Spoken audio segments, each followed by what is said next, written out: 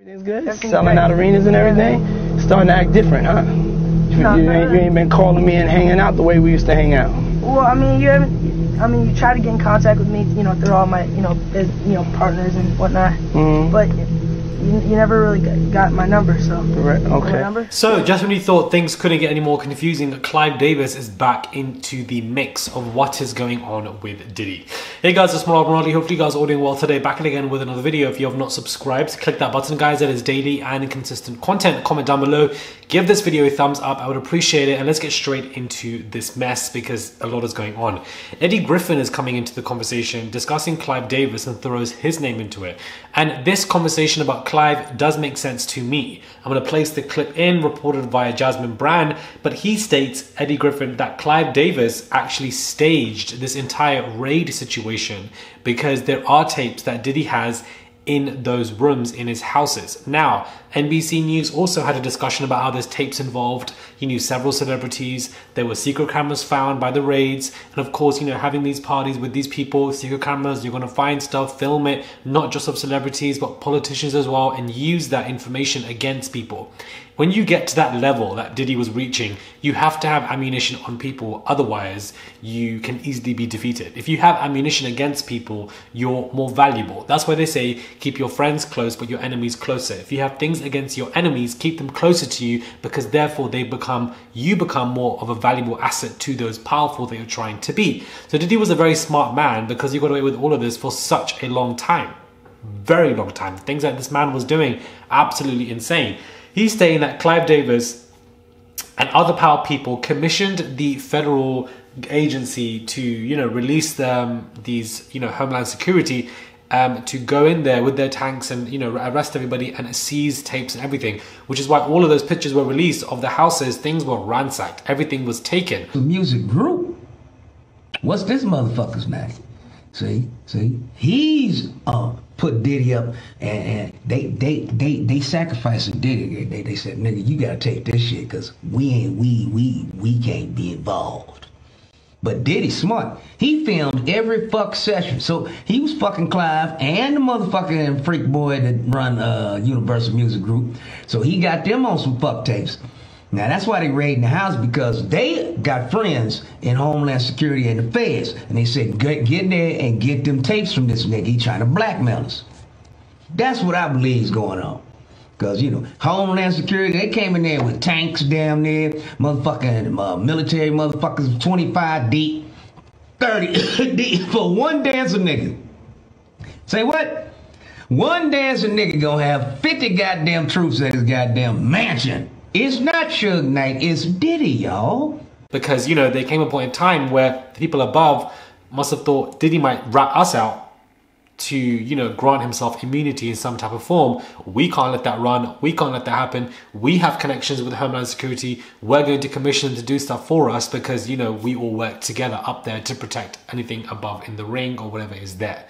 And that in these tapes, Eddie Griffin states, Diddy is effing Clive, and that they were doing things together. The only reason for tapes to be involved is power and manipulation. That is it. The only reason for why grown men, grown rappers, initiating young rappers, young musicians into the fold and sex is involved, the only reason they're doing that, guys, is not because they're into them and because they're gay. Because if they're gay and they're into them, they can find anybody on the street. They can hire a prostitute or a sex worker down the road. It's very easy to do that. The only reason that they are being intimate with the young rappers and etc., they're using sex as a form of control, a form of humiliation, a form of degradation, a form of, control. And make no mistake, if that person is, either A, paying you to be submissive towards you, it doesn't mean that they're not in power. They're the ones paying you, bro. They're the ones always in power, point blank, period. Or if they're paying you, to disguise you of, I'm going to give you all of these deals and etc. Or it's not even just pay, they're just getting intimate together. The person initiating that is using sex always as a form of control. And so that is what is going on here. Right, huh? You ain't been calling me and hanging out the way we used to hang out.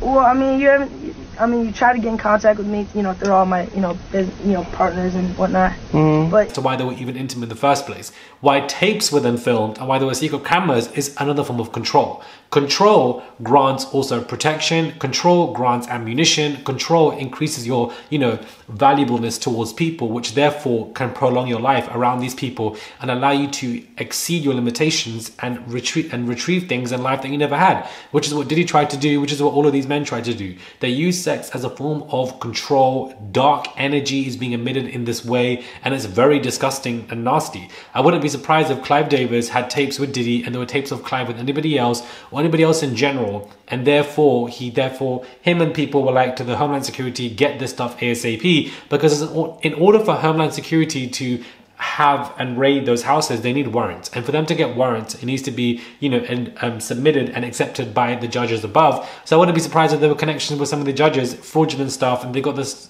done quickly, and they raided all these homes, got these tapes, got these electronics, seized it all, because they're assuming Diddy has it in these houses, and therefore they're going to look through it and protect the people in power, which is the musicians, the ones above them, and politicians, and etc. There are always people above you who can protect you and retain the control and not let it get anywhere.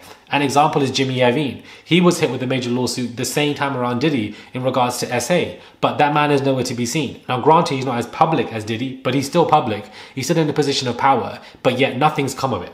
No conversation, nothing, because of where he is and the people that he knows.